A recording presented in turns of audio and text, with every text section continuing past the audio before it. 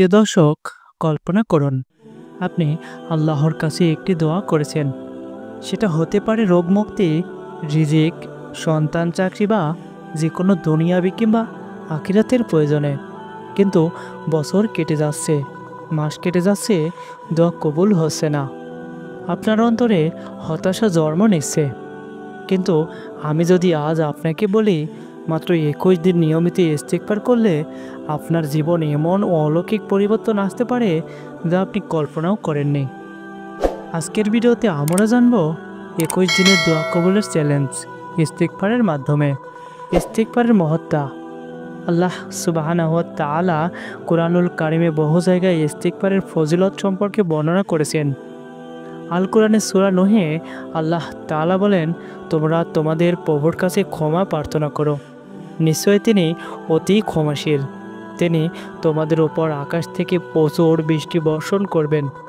তিনি তোমাদেরকে সম্পদ ও সন্তান দ্বারা সাহায্য করবেন। তোমাদের জন্য জান্নাত সমূহ সৃষ্টি করবেন এবং তোমাদের জন্য নদী প্রবাহিত করবেন। এখানে লক্ষ্য করুন, ইস্তিগফারের সঙ্গে রিজিক, সন্তান, শান্তি আর জান্নাত সব কিছুই প্রতিশ্রুতি জড়িত। নবীজির হাদিসের ইস্তিগফার।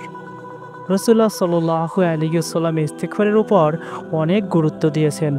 হাদিসে এসেছে, যে ব্যক্তি নিয়মিত ইস্তিগফার করে, আল্লাহ তার জন্য প্রতিটি দুশ্চিন্তা থেকে মুক্তির পথ করে দেন, প্রতিটি সংকট থেকে পরিত্রাণ দেন এবং তাকে এমন জায়গা থেকে রিজিক দান করেন যা সে কল্পনাও করে না।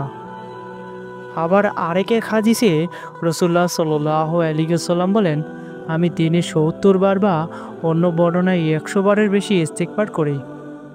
তাহলে আমরা তারা সারাদিন গুনাহে ডুবে থাকি, আমাদের জন্য ইস্তিগফার কতটা জরুরি এটা সহজেই বোঝা যায়। বাস্তব জীবনের অনুপ্রেরণামূলক গল্প। একজন ব্যবসায়ী ভাই দীর্ঘদিন ধরে চাকরির চেষ্টা করছিলেন, কিন্তু সফল হচ্ছিলেন না। এক আলেম তাকে পরামর্শ দিলেন, 21 দিন নির্দিষ্ট সংখ্যক ইস্তিগফার পড়ার অভ্যাস করুন। দেখবেন আল্লাহ আপনার জন্য এমন দরজা খুলে দিবেন যা আপনি ভাবতেও পারেননি। তিনি নিয়মিত 21 দিন সকালে ও রাতে 100 বার করে আস্তাগফিরুল্লাহ পড়া শুরু করলেন। আশ্চর্যজনকভাবে 15তম দিনে একটি পুরনো পরিচিত লোক তার সঙ্গে যোগাযোগ করলো এবং চাকরির ব্যবস্থাও হলো। এটাই ইস্তিগফারের অলৌকিকতা। গুনামাপ, রিজিক বৃদ্ধি আর দোয়া কবুল। 21 দিনের ইস্তিগফারের চ্যালেঞ্জ। এখন আসুন দেখি কিভাবে আমরা 21 দিনের চ্যালেঞ্জ পালন করব। প্রথম ধাপ, নিয়ত করা। প্রথমে আল্লাহর কাছে নিয়ত করবেন, আমি আগামী 21 দিন প্রতিদিন নিয়মিত ইস্তিগফার করব, শুধু আমার গুনামাপ ও দোয়া কবুলের উদ্দেশ্যে। দ্বিতীয় ধাপ, নির্দিষ্ট পরিমাণে ইস্তিগফার করা। প্রতিদিন অত্যন্ত 300 বার ইস্তিগফার করবেন। চাইলে সকালে 150 বার এবং রাতে 150 বার করে ভাগ করে নিতে পারেন। তৃতীয় ধাপ, নামাজের পর। প্রতিটি ফরজ নামাজের পর কমপক্ষে 20 বার ইস্তিগফার করবেন। চতুর্থ ধাপ, দোয়ার সঙ্গে সংযোগ। প্রতিবার ইস্তিগফার শেষে আপনার মনের বিশেষ দোয়াটি করবেন, যেমন, আল্লাহ, আমি এত গুনাহ করেছি, আমাকে ক্ষমা করে দিন আর আমার এই দোয়াটি কবুল করুন। পঞ্চম ধাপ, সিজদার মুহূর্ত।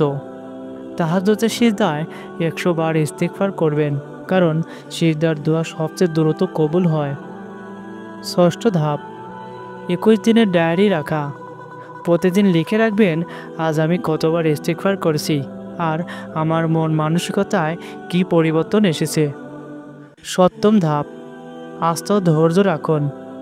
আল্লাহ তাড়াহুড়ো করে দোয়া কবুল করেন না, বরং তিনি সঠিক সময়ে দোয়া কবুল করেন। তাই পুরো 21 দিন ধৈর্য ধরে আমল চালিয়ে যেতে হবে। 21 দিনের আমলের ফলাফল। যদি আপনি 21 দিন ধরে এভাবে ইস্তিগফার চালিয়ে যান, আল্লাহ আপনার অন্তরকে পরিশুদ্ধ করবেন। আপনার জীবনের দুশ্চিন্তা দূর হবে, এমন দরজা খুলে যাবে যেটা আপনি কল্পনাও করেননি। সবচেয়ে বড় কথা, আপনার সেই বিশেষ দোয়াটি কবুল হওয়ার সম্ভাবনা বহুগুণে বেড়ে যাবে ইনশাআল্লাহ। প্রিয় দর্শক, আমরা প্রতিদিন শত শত ভুল করি। যদি সেই ভুলের জন্য ক্ষমা না চাই, তাহলে দোয়া কবুলের বাধা তৈরি হয়। ইস্তিগফার সেই বাধা দূর করা চাবি। তাহলে আসুন আজ থেকেই আমরা সবাই মিলে এই 21 দিনের ইস্তেগফার চ্যালেঞ্জ শুরু করি। হতে পারে এটাই আপনার জীবনের টার্নিং পয়েন্ট। প্রিয় দর্শক, যদি আজকের ভিডিওটি আপনার হৃদয় ছুঁয়ে যায়, তাহলে দেরি না করে আজ রাত থেকে 21 দিনের ইস্তেগফারের চ্যালেঞ্জ শুরু করুন। কমেন্টে লিখুন আপনি কোন দোয়া কবুলের জন্য এই চ্যালেঞ্জ নিচ্ছেন। আর অবশ্যই ভিডিওটি শেয়ার করুন, যাতে অন্যরাও এই আমলের মাধ্যমে আল্লাহর রহমত লাভ করতে পারে।